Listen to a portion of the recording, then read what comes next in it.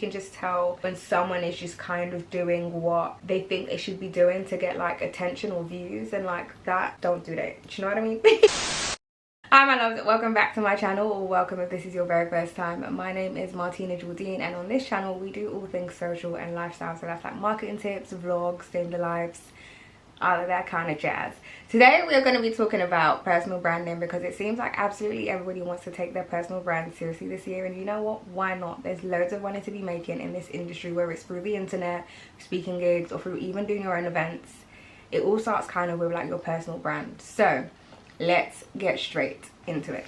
If you see me looking down, by the way, it's because I've got tips on my phone. I've actually wrote my notes because I wanted to make sure that I didn't miss anything. But let's just get into a bit of context about me. For those of you who don't know, I run a marketing agency called 66. We help brands and talent build authentic relationships with their audience, and this kind of started with me realizing that like I just kind of had like loads of ideas on how people could do things, and I wanted to help them do it. I also wanted them to realize that they're cooler than they think they are, because I think sometimes when you do things all the time, you don't realize how interesting they may be to other people, and it takes someone from the outside to tell you, like, actually no, I think that's worth sharing. So that's essentially what I do in my day to day. So the first tip would be to define who you are. Like, what is your story? What are your strengths? What are your beliefs? What are your weaknesses? So for example, I am a 25-year-old, technically almost 26, that is crazy, but I'm a 25-year-old marketing agency founder. So my whole story is about like documenting my life after loss, trying to build an agency in London. Like, it's crazy. Living alone in London is one thing, but navigating loss is another, and then trying to build an agency just adds another layer. So that's kind of the story that you can expect throughout all of my socials. My strengths are that I'm an ideas person, so I come up with ideas really quickly and I like to share them. I'm personable, I'm funny, I'm maybe a bit too like vulnerable, but like that's a strength and a weakness to some people. But that would be the first thing that you want to do. Define who you are. The reason why this is important is because it also gives you like something to go back to whenever you are stuck, because it's really easy to get stuck, and it's really easy to compare yourself to what other people are doing. But knowing who you are and what your story is will always make sure that you stay aligned.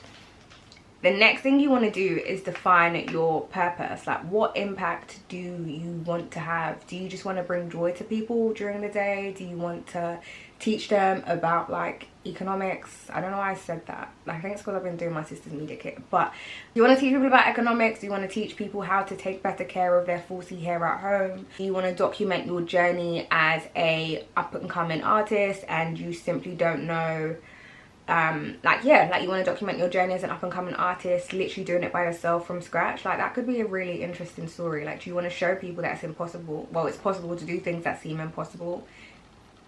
Like, just figure it out. Why do you exist? Because I think we can actually tell when people are posting for the sake of posting, and whilst it may be amazing to just hop onto trends, it's not necessarily the greatest in terms of building personal brands. Because what can happen is you may have a video go viral that has absolutely nothing to do with what you actually want to talk about, and now you've got an abundance of followers that expect the exact same content, and that's not fun. Next, you want to define your audience, because like I just said, you don't want to have followers that are expecting content from you that isn't necessarily what you intend on putting. But when it comes to defining your audience, it's not just saying that these are you want to attract people that are between the ages of 18 to 24. It's also about mentioning how much they make. Do they make 35k a year and have a free, what do you call it? I don't even know what the word is. Like, so if they make 35k a year, how much money do they have to spend after they pay all of their bills? This doesn't seem like information that you need to know, but it's important, because when it comes to you promoting products, like, you're going to be promoting products that are within their budget range. Otherwise, it's just kind of like you're selling to people that can't afford the stuff, or like wouldn't even consider looking at it because it seems a bit too cheap in comparison to what they usually pay for. So how much do they make? How much do they have to spare? What do they do for fun? Are they in the trampoline park on a Saturday? Are they roller skating? Are they reading books, doing their hair, watching YouTube videos? The more you know about your audience, the more you're able to speak directly to what their interests are, and that makes creating content easy, because then you could literally just be doing a day in their life, with a voiceover all about like why it's important for you to be going out and doing all of your dance classes, because for you it gives you a new sense of being, or like a new lease on life, and like people like to know those things, but then it's also like you're talking about your interests because you know that your audience's interests are also in the same place. Helps you build like community and connection, and community is literally the buzzword. It's been a buzzword for ages, and rightfully so. Then after you figured out who your audience are, you want to define your niche and your story. So this is kind of like back to defining who you are, but this just takes it one step further. Can you confidently talk about, what can you comfortably talk about, and what kind of content can people expect from you? So in parts, this is your content pillars. I usually try and say pick around 6, and they could have like, or they could be 3 with subcategories. So it could be when I was doing like my sister's media kit, it was like faith, hair and lifestyle. So under faith, she could talk about her experiences having to find a new church in a different city. She could also talk about navigating life as a new born again Christian. She could also talk about how she does Bible study. Like there are loads of things that she could do under faith, but then under hair it could be, she's a hairdresser, so she could talk about like day in the life of being a hairdresser. She could also do install a wig with me, like wig installs or wig reviews. And it could also be things that you shouldn't do to your natural hair, because you know, like there are loads of things. But then under lifestyle hack, it could be come with me to uni, come with me to like there are loads of things that you can essentially do. But I think having content pillars stops you from getting stuck. It means that you know, okay, I'm going to create content about marketing today, and then under marketing there are loads of things. So it could be, I'm going to be creating content about Instagram, LinkedIn, and then what that also helps is that eventually you'll get to a point where you're consistent enough and that your audience will know what your content pillars are. I try to do this thing on TikTok where each of my content pillars has a different color. So depending on the color of the text that is on that video, you know whether it's related to like my work life, whether it's like a get ready with me, whether it's like advice or creative. So it helps my audience build familiarity with my content, and then they also know like, okay, cool, this isn't the kind of video that I like to watch. And I think that's also important to diversify those content pillars, because some people may not want you for marketing, but they may love your makeup. So just make sure that you figure out the split correctly based on what you want to do and also what your audience is loving, because it's an interesting balance. Rick Rubin does say that people don't necessarily know what they want, they only know what's come before. So if you are posting content that doesn't seem to be doing well at the first go, I would continuously keep pushing that content, because you absolutely never know at what point it will pick up. And like we're just waiting on it to pick up with other people before we actually say, oh, that's actually quite cool. So don't give up just because it didn't get the views that you wanted the first time. You also want to define your goals. Like, why do you exist on the internet? Are you looking to get brand deals? Are you looking to build community? Are you looking to make money? Because once you know what your goals are, you'll know how to tap into your content pillars and use them to succeed with your goals. So if you're looking to get brand deals, it's really important that you look at the brands that you're looking to work with and try to create content that would fit seamlessly on their pages if they were to just lift it and pick it. So when you're thinking about creating your marketing content and maybe you want it to go on a page like Udemy, or maybe it's like Black Girls in Marketing or whatever it is, make sure it's in relation, like it has to fit, like, you know what I mean? Like, you have to be the person that they just feel like, oh my gosh, Martina is the exact representation of what we stand for. Like, we need to work with her. So think about how you can align yourself seamlessly with those brands if that is your goal. And then how will you measure your success?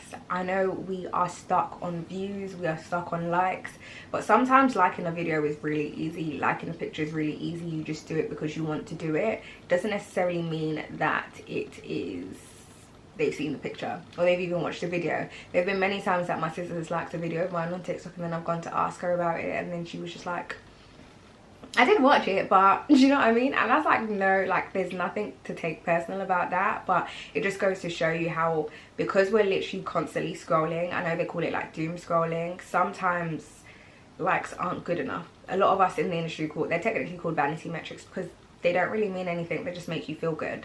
So you might want to look more so into like saves, and I know you can't really see saves if you're in Europe, I believe it is, or bookmarks, but like saves and bookmarks on TikTok, or like comments are really good because it shows that somebody actually cared enough to comment on your post. And like that is great, because people don't be doing that anymore, and especially people don't be doing it because I feel like they're scared, especially if there's nothing or no one has commented beforehand. So sometimes be the first to comment and ask a question. What else is there? You want to pick what platforms you want to use. What platforms will you use? Because you don't need to be everywhere if your audience isn't everywhere. Like, you know what I mean? Like, it goes back to just knowing who your audience is, knowing what your story is and what your purpose is. So if your audience isn't on LinkedIn, they probably are, but that's a story for another day. If your audience isn't on LinkedIn, for example, or doesn't exist there in abundance, then you shouldn't be wasting time on that platform. If anything, you should direct your energy elsewhere. I typically say to clients to pick one or two platforms to start with at first, and then once you've mastered those, or you feel really comfortable with those, you move on to something else, or you add another one into that mix. Not move on, you just add another one. So you might want to start with TikTok and Instagram because they feel a bit different, or maybe you start with TikTok and Twitter because you want a video or picture platform and a text platform so that people can understand that you can write. Then once you've done TikTok and Twitter, you can move on to TikTok, Twitter and YouTube, or whatever your story is. And I think one last one would be, what is your brand message? What do you want people to know and remember about you, and how can you communicate those values and your expertise effectively? So for me, it's like in doing more content like this. So I want people to know that I'm actually good at what I do.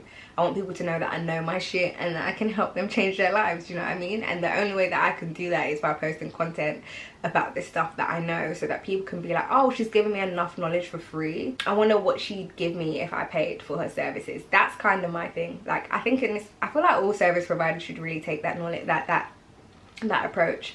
Try and see how much you can give for free comfortably, like through content. Give value for free, and then people will appreciate that value so much that they then want to come and be like, okay, cool, I'm ready to invest in her services or their services. And how do you communicate your values? Like, so for me, it's just like, I'm really big on community, so I'm always sharing information and always asking people what they want me to talk about or what they need help with. I also go on like lunch dates with like some of my followers every so often.